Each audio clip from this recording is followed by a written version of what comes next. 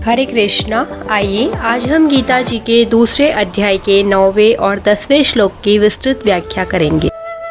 संजय उवाच एवमुक्त्वा ऋषिकेशं गुडाकेशः परन्तप न योत्स्य इति गोविन्द मुक्त्वा तूष्णीं बभूवः। तमुवाच ऋषिकेश प्रसन्नव भारत सेनयोर्भयोर्मध्ये विषीदन्तमिदं वचः। अर्थात संजय बोले, हे शत्रुतापन धृतराष्ट्र, ऐसा कहकर निद्रा को जीतने वाले अर्जुन अंतर्यामी भगवान गोविंद से मैं युद्ध नहीं करूंगा ऐसा साफ साफ कहकर चुप हो गए। हे भरत वंशोद्भव धृतराष्ट्र, दोनों सेनाओं के मध्य भाग में विषाद करते हुए उस अर्जुन के प्रति हंसते हुए से भगवान ऋषिकेश यह आगे कहे जाने वाले वचन बोले। व्याख्या है, 9वें श्लोक की व्याख्या है, अर्जुन ने अपना और भगवान का दोनों का पक्ष सामने रखकर उन पर जब विचार किया तो अंत में वे इसी निर्णय पर पहुंचे कि युद्ध करने से तो अधिक से अधिक राज्य प्राप्त हो जाएगा, मान मिलेगा, संसार में यश होगा, पर मेरे हृदय में जो शोक है, चिंता है, दुख है, वे दूर नहीं होंगे। अतः अर्जुन को युद्ध नहीं करना ही ठीक लगा। यद्यपि अर्जुन भगवान की बात का आदर करते हैं और उसको मानना भी चाहते हैं, पर उनके भीतर युद्ध करने की बात ठीक ठीक जम नहीं रही। इसलिए अर्जुन अपने भीतर जो बात है उसको स्पष्ट रूप से साफ साफ कहते हैं कि मैं युद्ध नहीं करूंगा। इस प्रकार जब अपनी बात, अपना निर्णय भगवान से साफ साफ कह दिया तो फिर और कुछ कहने के लिए बाकी नहीं रहा। फिर अर्जुन चुप हो गए। जब अर्जुन ने युद्ध करने के लिए साफ मना किया तब उसके बाद जो हुआ उसे संजय आगे के श्लोक में कहते हैं। 10वें श्लोक की व्याख्या है, अर्जुन ने बड़ी शूरवीरता और उत्साह पूर्वक योद्धाओं को देखने के लिए भगवान से दोनों सेनाओं के बीच में रथ खड़ा करने के लिए कहा था। अब वहीं पर अर्थात दोनों सेनाओं के बीच में अर्जुन विषादमग्न हो गए। वास्तव में होना यह चाहिए था कि वे जिस उद्देश्य से आए थे उस उद्देश्य के अनुसार युद्ध के लिए खड़े हो जाते, पर उस उद्देश्य को छोड़कर अर्जुन चिंता शोक में फंस गए।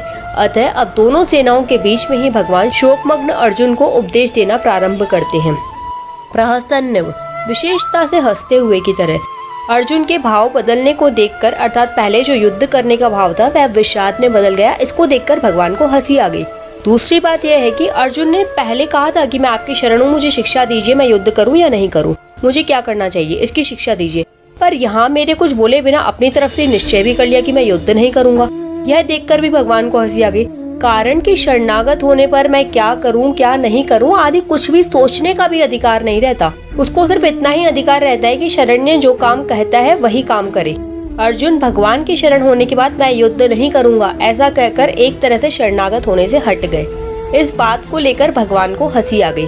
एवं का तात्पर्य है कि जोर से हंसी आने पर भी भगवान मुस्कुराते हुए ही बोले। जब अर्जुन ने यह कह दिया कि मैं युद्ध नहीं करूंगा तब भगवान को यही कह देना चाहिए था कि जैसी तेरी मर्जी है वैसा कर। परंतु भगवान ने यही समझा कि जब मनुष्य चिंता शोक से विकल हो जाता है तब वह अपने कर्तव्य का निर्णय नहीं कर सकने के कारण कभी कुछ तो कभी कुछ बोल उठता है। यही दशा अर्जुन की हो रही है। अतः भगवान के हृदय में अर्जुन के प्रति अत्यधिक स्नेह होने के कारण कृपालुता उमड़ पड़ी। कारण कि भगवान साधक के वचनों की तरफ ध्यान नहीं देकर उसके भाव की तरफ ही देखते हैं। इसीलिए भगवान अर्जुन के मैं युद्ध नहीं करूंगा इस वचन की तरफ ध्यान न देकर आगे के श्लोक से उपदेश देना प्रारंभ कर देते हैं। यहाँ एक बात ध्यान देने की है कि जो वचन मात्र से भी भगवान की शरण हो जाता है भगवान उसे स्वीकार कर लेते हैं। भगवान के हृदय में प्राणियों के प्रति कितनी दयालुता है। ऋषिकेश कहने का तात्पर्य है कि भगवान अंतर्यामी है, अर्थात प्राणियों के भावों को जानने वाले हैं। भगवान अर्जुन के भीतर के भाव को जानते हैं कि अभी तो कौटुंबिक मोह के वेग के कारण और राज्य मिलने से अपना शोक मिटता न दिखने के कारण ये कह रहा है कि मैं युद्ध नहीं करूंगा, पर जब इसको स्वयं चेत होगा तब यह बात ठहरेगी नहीं और मैं जैसा कहूँगा ये वैसा ही करेगा। इदम वचः उवाच पदों में केवल उवाच कहने से भी काम चल सकता था, क्योंकि उवाच के अंतर्गत वचः पद आ जाता है। अतः वच पद देना पुनरुक्ति दोष लग रहा है, पर वो वास्तव में पुनरुक्ति दोष नहीं है, क्योंकि इसमें एक विशेष भाव भरा हुआ है। अभी आगे के श्लोक में भगवान जिस रहस्यमय ज्ञान को प्रकट करके उसे सरलता से सुबोध भाषा में समझाते हुए बोलेंगे उसकी तरफ लक्ष्य करने के लिए यहाँ वचः पद दिया गया है। यहाँ परिशिष्ट भाव यह है कि धर्मभूमि कुरुक्षेत्र के एक भाग में कौरव सेना है तो दूसरे में पांडव सेना। दोनों सेनाओं के मध्य भाग में श्वेत घोड़ों से युक्त एक महान रथ है। उस रथ के एक भाग में भगवान श्री कृष्ण है और दूसरे में अर्जुन। अर्जुन के निमित्त मनुष्य मात्र का कल्याण करने के लिए भगवान अपना अलौकिक उपदेश प्रारंभ करते हैं और सर्वप्रथम शरीर तथा शरीरी के विभाग का वर्णन करते हैं। शोकाविष्ट अर्जुन को शोक निवृत्ति का उपदेश देने के लिए भगवान आगे का प्रकरण कहते हैं, जिसकी व्याख्या हम कल करेंगे। हरे कृष्णा, राधे राधे।